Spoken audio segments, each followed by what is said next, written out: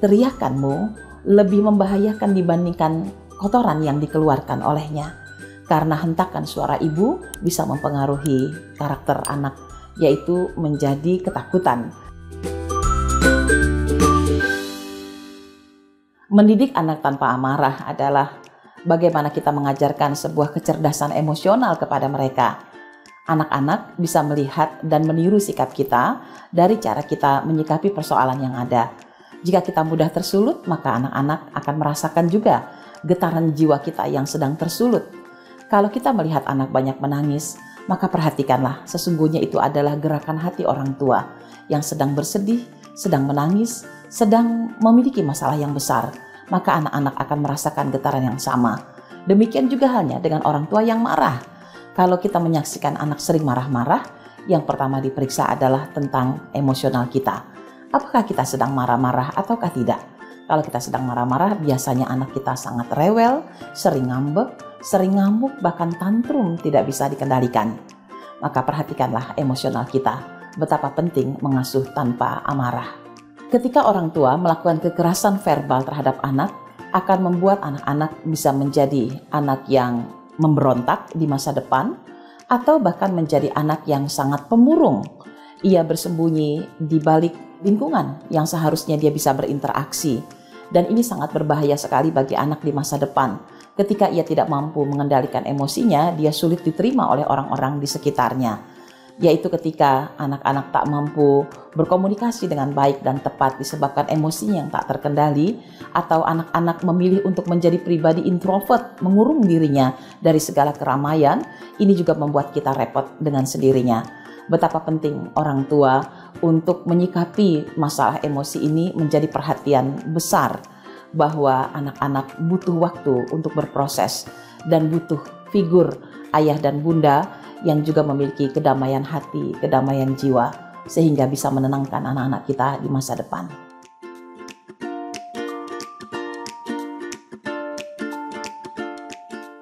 Ada beberapa cara untuk kita bisa meredam emosi kita ketika menyikapi perilaku anak. Yang pertama adalah sadarilah bahwa anak adalah mirror atau cermin dari diri kita. Ketika dia ngamuk, berarti jangan-jangan jiwa kita sedang meronta-ronta. Ketika anak sedang bersedih, jangan-jangan kita sedang menahan rasa amarah sehingga membuat kita bersedih dengan situasi hati kita. Yang kedua adalah bagaimana kita mencoba memahami usia anak yang baru bertumbuh. Misalkan, kalau kita berumur 35 tahun, lalu anak kita berumur 5 tahun, coba diselisihkan. 35 dikurangi 5 tahun, maka 30 tahun. Kita punya usia selisih belajar 30 tahun. Jadi anak-anak gak bisa gitu untuk diperlakukan sama seperti kita, sesuai dengan keinginan kita, karena dia masih sangat kanak-kanak. Yang ketiga adalah bagaimana kita memahami tumbuh kembangnya, bahwa dia itu baru belajar hidup.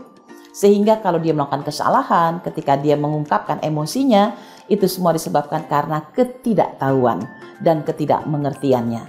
Dan yang terakhir, yang keempat adalah kalau pengen menaklukkan anak-anak agar tidak mudah marah dan kita juga nggak marah tersulut olehnya, caranya adalah sentuhlah 3 titik sentuh pada tubuh anak yang membuat dia cepat berdamai dengan dirinya, yaitu bagian otak atau ubun-ubunnya, terus turun sampai ke bagian tulang belakang sampai berakhir di tulang ekor. Kenapa kita usap dan kita sentuh titik sentuh terbaik itu? Karena itu adalah bagian pertama kali manusia tercipta. Setelah bertemunya sperma dengan ovum menjadi zigot, maka ketika berbentuk janin, bayi pertama kali dijanin dalam tubuh ibunya itu berbentuk kepala, tulang belakang, dan tulang ekor. Ketika itu diusap, maka seakan-akan anak sedang bernostalgia dengan masa paling damai, masa di dalam rahim ibunya. Itulah yang membuat anak mudah ditaklukkan agar mereka tidak menjadi anak yang penuh dengan amarah. Rasulullah Shallallahu Alaihi Wasallam menyampaikan, la takdob falakal jannah, janganlah marah karena itu bisa membuat kamu jauh dari surga. Kalimat ini betul-betul menyentuh, bahkan menjadi hafalan bagi anak-anak di sekolah-sekolah. Supaya apa? Mengingatkan agar mereka tidak marah. Tentunya orang tua juga nggak marah karena bisa jauh dari surga. Bagaimana cara Rasulullah Shallallahu Alaihi Wasallam menunjukkan metode pengasuhan kepada anak-anak dengan kesabaran? Salah satu peristiwa yang menarik adalah ketika ada seorang bayi yang berada di pangkuan Rasulullah, lalu tiba-tiba bayi ini buang air kecil. Maka ibunya marah gitu. Ketika itu dia mengatakan, "Aduh, kamu kenapa mengotori Rasulullah?" Maka Rasul menegur sang ibu dengan mengatakan, "Teriakanmu lebih membahayakan dibandingkan kotoran yang dikeluarkan olehnya. Karena hentakan suara ibu bisa mempengaruhi karakter anak, yaitu menjadi ketakutan. Dan anak bisa membekas ya ketika ada amarah sejak dia masih kecil." Jadi bagi Rasulullah, dialiri kencing bayi itu jauh lebih baik katanya dibandingkan ibu yang berteriak. Kata, "Mengapa kau kotori Rasulullah?" Terus bagaimana dong cara kita memperlakukan anak? Kita pengen lemah lembut atau jangan-jangan malah dianggap memanjakan anak? Tentu kita berada dalam kebingungan ya dalam hal ini. Marah memang tidak baik. Terlalu halus atau terlalu lembek orang bilang juga nggak baik. Jadi memang ada di pertengahan. Mungkin sikap lemah lembut itulah yang paling tepat ya untuk merepresentasikan dua karakter antara bersifat keras dan bersifat terlalu lemah terhadap anak-anak. Maka yang tengah-tengah adalah lemah lembut.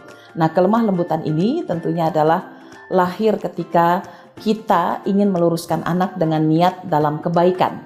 Tapi bukan berarti tidak ada ketegasan. Saya pernah mengalami satu kejadian di mana seorang anak bermain dalam sebuah pengajian lalu dihidangkan makanan.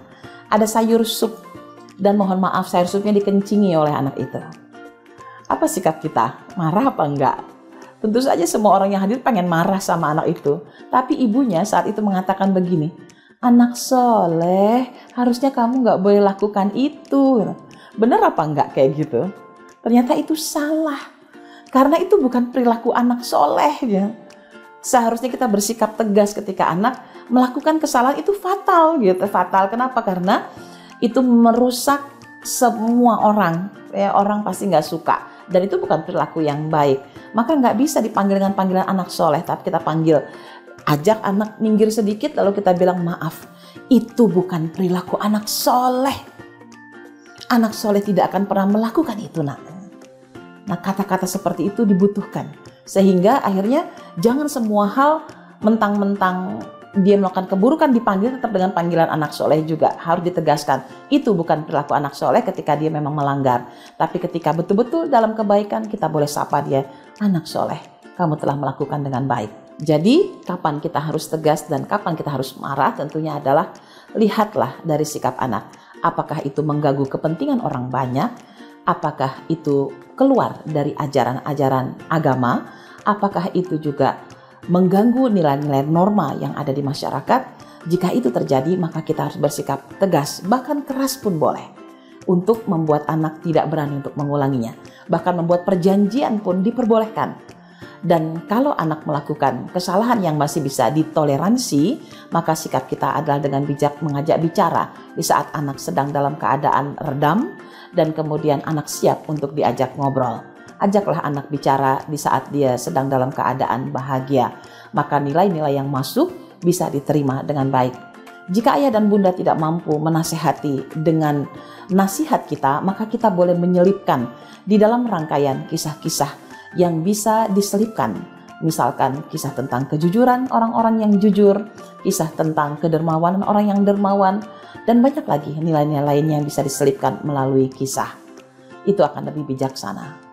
Jadi, mendidik anak tanpa amarah adalah bagaimana orang tua menyadari bahwa kita adalah cermin dari jiwa anak. Jika kita memiliki perasaan tak bahagia, anak pun tak bahagia. Jika kita marah, anak pun akan marah. Maka pastikan bahwa kita jadi orang tua punya emosi yang stabil. Boleh melakukan relaksasi. Jika kita tidak bisa melakukan stabilisasi, lakukan dulu relaksasi ketika kita akan menghadapi anak-anak kita. Yang kedua adalah pahamilah tentang usia pengasuhan anak, karena setiap anak itu ada masa-masa belajarnya. Terimalah tumbuh kembang anak apa adanya. Dan yang terakhir adalah bersikaplah secara adil. Kapan ketegasan itu dilakukan? Yaitu ketika dia melanggar nilai-nilai kebaikan yang ada di tengah masyarakat. Dan kapan kita bersikap sampai penuh dengan toleransi? Tentunya ketika anak masih bisa ada kemungkinan dirubah dan bisa diajak bicara bersama. Kita coba ya ngobrol sama anak-anak, insya Allah anak bisa dikendalikan. Jangan lupa usap 3 titik kebahagiaan anak. dari ubun-ubun, tulang belakang sampai tulang ekor jika ayah dan bunda sulit untuk meredam amarah anak. Boleh loh kok dilakukan pada saat anak sedang tidur, tidak harus pada saat anak dalam keadaan sadar. Kalau ingin lebih tahu lebih jauh atau ada pertanyaan yang ingin disampaikan, boleh ditanyakan di kolom komentar berikut ini.